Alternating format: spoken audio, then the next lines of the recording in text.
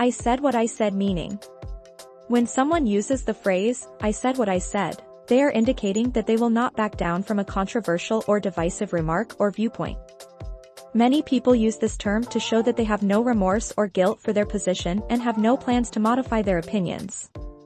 It may be used just after making a comment, or after hearing opposition expressed by others, in which case it functions as a way of reasserting the opinion or statement without actually repeating it.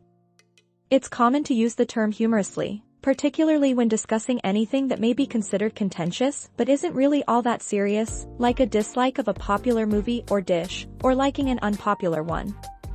Despite its widespread popularity, the film Knives Out is vastly overrated. What I said is what I said. It is sometimes used in more serious settings to acknowledge a problematic comment without apologizing for it. What I stated is an example. Although some may disagree, I still stand by my original remark. Keep in mind that there are non-idiomatic uses of the sequence I stated what I said, such as in the line I can't really explain why I said what I said during the meeting.